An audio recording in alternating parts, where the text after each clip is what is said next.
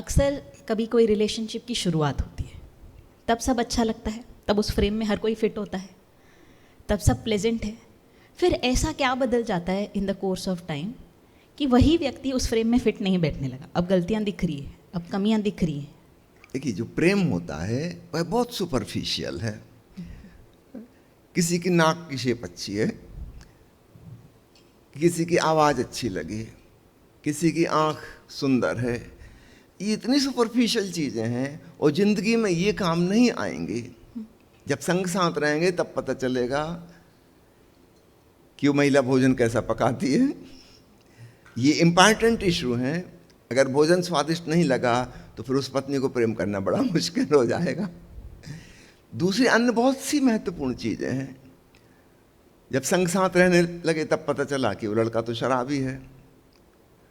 College में building के पीछे चोरी छिपे 5 मिनट को मिलते थे, तब ये बातें उजागर नहीं हुई थी कि उस लड़के के जितने दोस्त हैं वो पत्नी को कोई भी पसंद नहीं है, लड़के का बाप पसंद नहीं है, लड़के की माँ पसंद नहीं है, लड़के के भाई बहन पसंद नहीं है, लड़के के भतीजे पसंद नहीं है, भाभी पसंद नहीं है। अकेला लड़का पसंद था, मगर जब शादी होगी तो आपके 25 लोगों से रिलेशन हो गए और यहाँ पे वो महिला आके परेशान हो जाएगी, कहाँ की मुसीबत मैंने मोल ले ली। और वो देखेगा कि मेरे पति का मुझसे ज़्यादा फेवर अपने परिवार वालों के प्रति है, उनके साथ वो पिछले 30 साल से रह रहा है, तुम अभी अभी आई हो, तुम्हारे कपड़े अच्छे लगे थे, शकल सूरत अच्छी लगी थी, उस शकल सूरत पे भी मेकअप काफ़ी था। घर जाके जब तुमने मेकअप धोया नफरत पैदा हो गई। तो प्रेम जिन कारणों से हो रहा है वो बहुत सुपरफिशियल है, जिंदगी में उनके कोई मायने नहीं हैं। और जिन चीज़ों के मायने हैं उस कसौटी पे हमारा प्रेम उतनी गहराई पे कभी हुआ ही नहीं था। शादी विवाह हो रहे हैं, पंडित ने कुंडली मिला दी, ग्रह नक्षत्र मिला दिए, ये सुपरफिशियल बातें हैं, इनसे जिंदगी नहीं चलती। जिंदगी जिन चीज़ों से चलती वो बहुत महत्वपूर्ण चीज़ें हैं।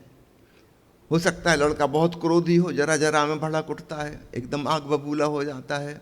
हो सकता है वो लड़की भयंकर ईर्ष्यालु हो, एकदम गला ही दबा दे।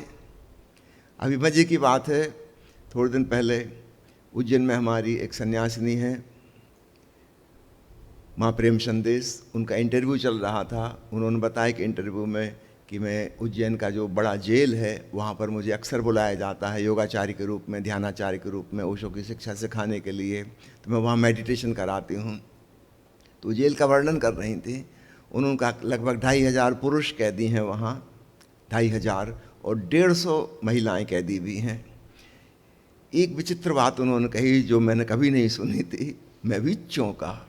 उन्होंने बताया पुरुष जो हैं इन्होंने तो भांति भांति के अपराध किए, वैरायटी ऑफ क्राइम्स। महिलाएं जो हैं उनका मुख्य एक ही क्राइम है, 250 में से 99% ने अपने पति का मर्डर किया है। मैं भी चौंका।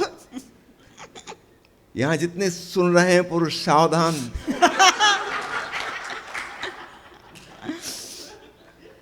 आपने यहाँ वहाँ किसी को प्रेम किया, फिर आपकी गर्दन ही दबाई जाएगी। वो पत्नी के हाथ में किचन है, भोजन है, उसके पास सब रहता है, चूहा मार दवाई भी रहती, काकरोच मार दवाई भी रहती है, उसका सदुपयोग किया जाएगा। हमारा प्रेम बहुत विकृत हो गया है, बहुत विकृत हो गया है।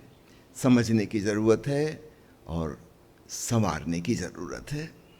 ठीक है, एक प्रश्न इसी संबंध में और लूँगी। अभी हम पीछे चर्चा कर रहे थे कि जब तक एक्सेप्टेंस नहीं है तब तक प्यार नहीं है, अगर एक्सपेक्टेशंस हैं तो प्यार नहीं है। लेकिन अगर टोटल एक्सेप्टेंस हो तो उस व्यक्ति में ये क्रोध भी होगा, जलन भी होगी, पोजेशन भी होगा, यहाँ चूहे मारने की दवाई वाला एग्जाम्पल वहाँ तक भी हो जाए, तो वेयर हाउ इट गोज। देखिए, प्रेम में सबसे पहली बात आती है हम स्वयं को भी प्रेम करें, है ना। इसका ये मतलब नहीं कि हम स्वयं को निछावर कर दें, कि शहीद कर दें, कि बलिदान कर दें। हम अपनी इंडिविजुअलिटी को भी सम्मान देते हैं, सेल्फ रिस्पेक्ट, सेल्फ लव। और हम दूसरे व्यक्ति को भी सम्मान देते हैं, उसकी इंडिविजुअलिटी को, उसकी फ्रीडम को, जहाँ तक कि हम दोनों की स्वतंत्रताएं आपस में नहीं टकराती, क्योंकि हम स्वयं को भी प्रेम करते हैं। हमें अपनी जो क्वालिटीज़ हैं, हमारी जो हिडन टैलेंट्स हैं, हमें उनके प्रति भी रिस्पेक्ट की भावना है। तो जहाँ जहाँ कोई दूसरा व्यक्ति बलिदान करता है, अपने आप को निछावर कर देता है दूसरे की खातिर, वहाँ पे वो कालांतर में प्रतिशोध लेगा, रिवेंज, बदला लेगा, क्योंकि उसकी कोई चीज़ छूट गई, उसकी खिलावट नहीं हो पाई। तो इस बात का ख्याल रखना है कि दूसरे के प्रति हमारा जो प्रेम है, सम्मान है, उसकी स्वतंत्रता का, उसका स्वीकार है, जैसा वह है वैसा। इसका ये मतलब नहीं कि हमको नुकसान पहुँचे, और हमारी जो स्वतंत्रता है उसका ये मतलब नहीं है कि हम दूसरे को नुकसान और दुख पहुँचाएँ। हम यथासंभव हम एक दूसरे के लिए सहयोगी हो सकें, एक दूसरे की खुशी की बढ़ोतरी कर सकें, वहाँ तक ठीक है।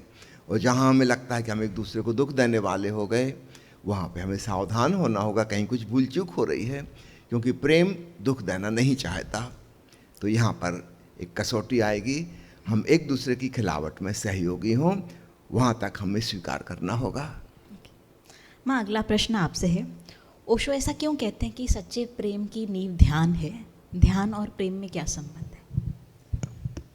अभी स्वामी जी की बात से ही ये बात का उत्तर मिल गया कि ध्यान और प्रेम जो हैं वो ज़रूरी इसलिए है कि ध्यान और प्रेम मुझे समझ में आता है कि अलग है ही नहीं।